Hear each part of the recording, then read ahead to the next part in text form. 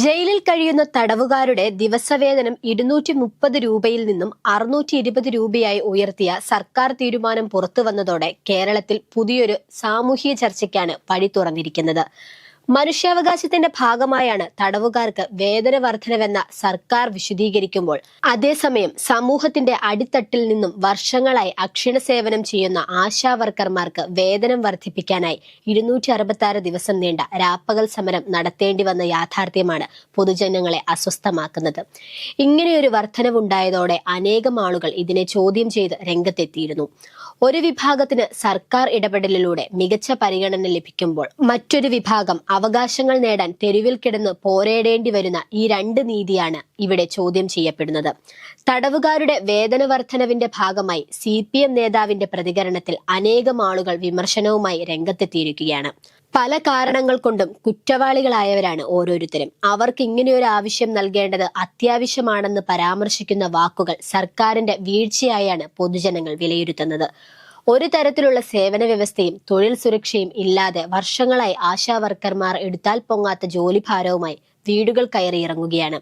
Covid കാലം മുതൽ മഴയിലും വെയിലിലും വീടാന്തരം കയറി അവർ ചെയ്ത സേവനത്തിന് മറുപടിയായി ലഭിച്ചത് അവഹേളനവും പരിഹാസവുമാണെന്നാണ് ആശാവർക്കർമാർ ഒന്നടങ്കം സങ്കടം പറയുന്നത്. 266 ദിവസം നീണ്ട രാപ്പകൽ സമരത്തിനൊടുവിൽ സർക്കാർ നൽകിയത് 1000 രൂപയുടെ വർധനവായിരുന്നു. അതുപോലും തദ്ദേശ തിരഞ്ഞെടുപ്പ് പടിവാതിൽക്കൽ എത്തിയപ്പോഴാണെന്നുള്ളതാണ് കോൺഗ്രസ് നേതാക്കളുടെ വാദം. മാന്യമായ വേതനമോ വിരമിക്കൽ ആനുകൂല്യമോ ഇപ്പോഴും സ്വപ്നം മാത്രമായി അവശേഷിക്കുകയാണ് ആശമാർക്ക്. അതേസമയം ജയിലിൽ കഴിയുന്ന തടവുകാരുടെ ദിവസവേതനം 230 രൂപയിൽ നിന്നും 620 രൂപയാക്കി ഉയർത്തിയ സർക്കാരിനെതിരെ പരസ്യമായാണ് ഓരോ നേതാക്കളും രംഗത്തെത്തിയിരിക്കുന്നത്. സർക്കാരിന്റെ ഈ തീരുമാനം ഒരു കരിനിഴലായി ഉയർന്നു വരാനുള്ള സാധ്യതയാണ് ഇപ്പോൾ കാണുന്നത്. ഇത്രയുമൊക്കെ സമരങ്ങൾ നടത്തിയിട്ടും ആശമാർക്ക് ലഭിക്കേണ്ടിയിരുന്ന തുക മറ്റുള്ളവരുടെ കൈകളിലെത്തുന്നത് എല്ലാ അവകാശങ്ങളിൽ സർക്കാരിന്റെ ഇരട്ടി നീതിയാണ് വ്യക്തമാക്കുന്നതെന്ന ആക്ഷേപവും ഉയരുന്നുണ്ട്. ഭക്ഷണവും താമസവും ചികിത്സയും സൗജന്യമായിട്ടും പുറത്ത് കഷ്ടപ്പെട്ട് ജീവിക്കുന്ന തൊഴിലാളികളേക്കാൾ കൂടുതൽ വേതനം തടവുകാർക്ക് നൽകുന്ന സ്ഥിതിയാണ് ഇപ്പോൾ കേരളത്തിൽ എന്നതാണ് ഒരുവശം ആളുകൾ പറഞ്ഞു വെക്കുന്നത്. ആശാ വർക്കർമാർക്ക് മാസം പരമാവധി 12,000 രൂപ കിട്ടിയാൽ പോലും അവരുടെ ദിവസവേതനം 400 രൂപയിൽ താഴെ മാത്രമാണ്. തടവുകാരുടെ ദിവസവേതനത്തേക്കാൾ 220 രൂപ കുറവ്. ഇതിൽ നിന്നും എന്താണ് മനസ്സിലാക്കേണ്ടത് എന്ന ചോദ്യമാണ് ഇപ്പോൾ ഉയരുന്നത്.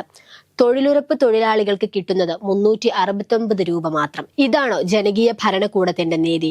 കയർ തൊഴിലാളി, കശുവണ്ടി തൊഴിലാളി, പെട്രോൾ പമ്പ് ജീവനക്കാർ, സ്വകാര്യ സുരക്ഷാ ജീവനക്കാർ, മിനിമം വേതനം പോലും കാലോചിതമായി പരിഷ്കരിക്കാതെ ജയിലിലെ വേതനത്തിൽ മാത്രം സർക്കാർ കാണിക്കുന്ന ഈ പ്രത്യേക താല്പര്യം എന്തിനാണ് എന്ന ചോദ്യമാണ് ഒരു കൂട്ടം ആളുകൾ ഉന്നയിക്കുന്നത്.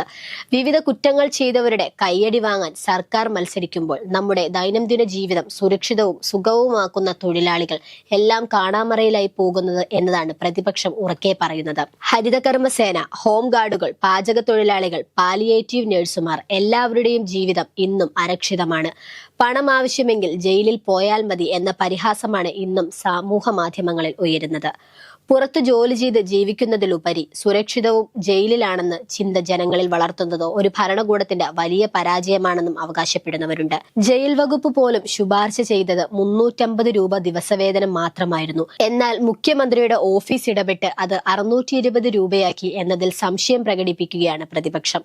തടവുകാർക്ക് ഏറ്റവും ഉയർന്ന വേതനം നൽകുന്ന സംസ്ഥാനം കേരളമാക്കുക എന്നതാണോ നവകേരള നിർമ്മാണം? ഇതിലൂടെ സർക്കാർ ലക്ഷ്യം വെക്കുന്നത് എന്ത്? ഇതെല്ലാം അറിഞ്ഞിട്ടും ആശാ വർക്കർമാരുടെ സമരത്തിൽ സർക്കാർ ചെയ്തത് പൈസ കുറച്ചുകൂട്ടി മുഖം രക്ഷിക്കുക മാത്രമാണ്.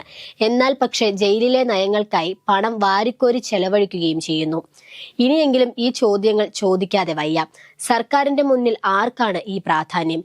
ജനങ്ങൾക്കാണോ ജയിലിലെ പ്രതികൾക്കാണോ? ഇതാണോ ഇടതുപക്ഷം ചെയ്യേണ്ട ധർമ്മം? ജനങ്ങളുടെ ദൈനംദിന ജീവിതം സുരക്ഷിതമാക്കുന്ന തൊഴിലാളികളെ അവഗണിച്ച് ശിക്ഷ അനുഭവിക്കുന്നവരുടെ കയ്യടി വാങ്ങാൻ സർക്കാർ ശ്രമിക്കുമ്പോൾ സമൂഹത്തിൽ ഉയരുന്ന പരിഹാസങ്ങൾ സ്വാഭാവികമാണ്.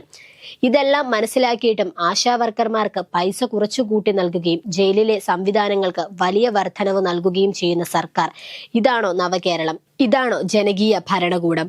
സർക്കാരിന്റെ ജയിൽ വേതന വർധനവിന്റെ തീരുമാനം വരുന്ന തിരഞ്ഞെടുപ്പിനെ ഏത് രീതിയിൽ ബാധിക്കുമെന്ന് മാത്രമാണ് ഇനി അറിയേണ്ടത്.